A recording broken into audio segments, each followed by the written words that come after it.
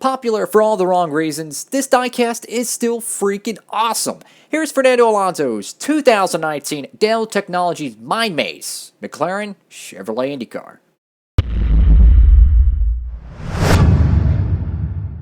Howdy folks, it is Diecastbuffet here again with another IndyCar diecast review. Yeah, I know, the Indy 500, of course, was Sunday, and I tell you what though, I'm kind of surprised that Fernando Alonso didn't perform as well, unfortunately, but this is based on his 2019 car, and of course, the 2019 run for Fernando Alonso and McLaren, let's be honest, it was a catastrophe. Let's go and get this 2019 Fernando Alonso IndyCar out of the box. Alrighty, brand new out of that package, and wow!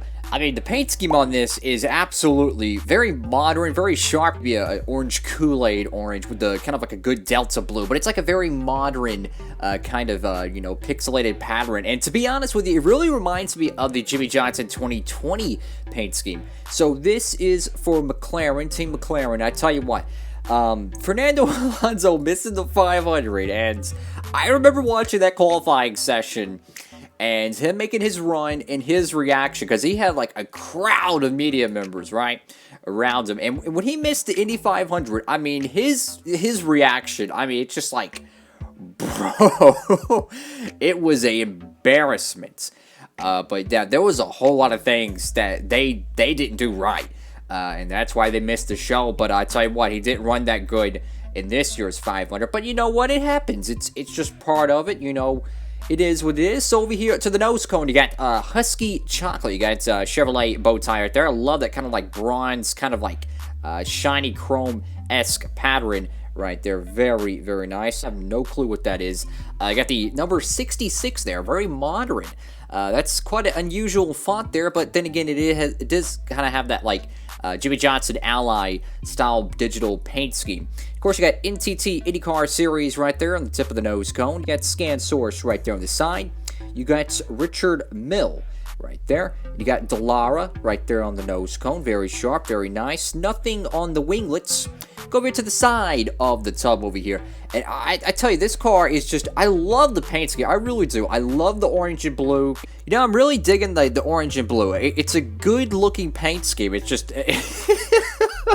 well, I mean, what an embarrassment of it running. Unfortunately, it was. But you know what? It is what it is. But the diecast, I tell you, this car was like $3. I couldn't believe it. Like, these cars, usually when they're released, they're like, what, $8 or $9, right? And they made so many of them since he missed the show, they had to clearance everything.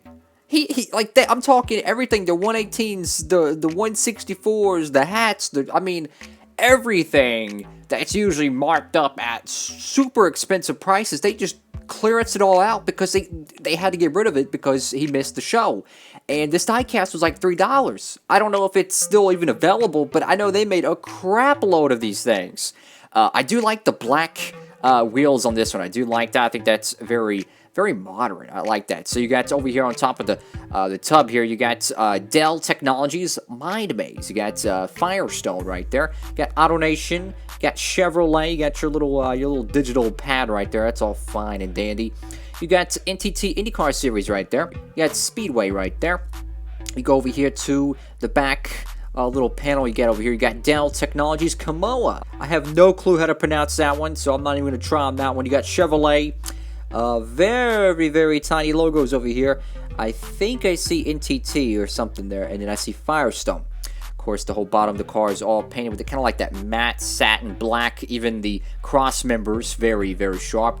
I just feel like the Firestones in this one, I don't know why, but they have like a little bit of more of like an aggressive, kind of like a midnight feel to them with like the dark red text on the tires. Very, I don't know. It just kind of reminds you of like a gaming PC or something. You know, something very modern and sharp. But the good old spoiler over here, the wing. I don't know why. Is it just me or is that sideways? No, it was just me. I thought it was the axle. I was holding it down. Way to go, you idiot. That's all fine and dandy. You got the number 66 over here on the sides of it. We go over here to the right side. And Greenlight Collectibles, I tell you, they do a great job with these 1/64 scale diecasts. You got to think about it. This is a 1/64 scale product. and they're able to get decals like on this little post right here, right over here. I mean, just like the mold itself, all these grooves and details, like the casting is just incredible. And of course, this was the last year before the windscreens came about, which I think personally, I think both versions look good. I think it looks good without the windscreen. I think it looks good with the windscreen, honestly. So it's kind of, you know, whatever floats your goat type of deal. And of course, the little TV pillar right here, that is painted black. And of course, since this is a Greenlight collectible product, they do provide us with, well, a little trading card. And I will say it's so much more higher quality than Lionel. Not only is it actually a thicker piece of like a card back, but the corners are rounded off, so you don't have to worry about it like bending and like peeling up. So you got Fernando Alonso right here on the front. You kind of have like a very faded like photograph in the background, and my camera is picking up the texture off this like like it's crazy. So that's cool. So go over here to the back of this little card right here. We got Fernando Alonso once again, birthday, July 29th, 1981. Quite a old chap right there, which is all fine and dandy. Love me some 80s music. At hometown, I have no clue how to pronounce that. I have no clue how to pronounce that. I'm not even going to try. Let's just say Spain. Let's just call it safe and say Spain. And his residence, well, it's Spain. So you got McLaren right there. Two-time Formula One world champion, Fernando Alonso is a motorsport legend. The Spaniard won the 2005 World Championship, becoming the youngest title winner at the time, before triumphing again in 2006. He joined McLaren in 2007, narrowly missing out on a third title, and had spells at Renault and Ferrari before returning to McLaren for the 2016 through 2018 seasons. In 2017, Fernando made his Indy 500 debut with a McLaren-supported Andretti Autosport entry, leading the race for several periods before being forced to retire in the closing stages and earning the Rookie of the Year title. He won the legendary 2018 Le Mans 24 Hours at his first attempt and retired from F1 at the end of last year, having scored almost 100 GP podiums and included 32 victories. Keep in mind, they don't run that many F1 races. That's pretty incredible. Fernando contests the 103rd running of the Indianapolis 500 in 2019 as a McLaren driver, attempting to become only the second driver in history to complete motorsports. Coveted triple crown of winning the Monaco GP, 24 Hours of Le Mans, and Indianapolis 500. I would say, though, a Daytona 500 should be up there.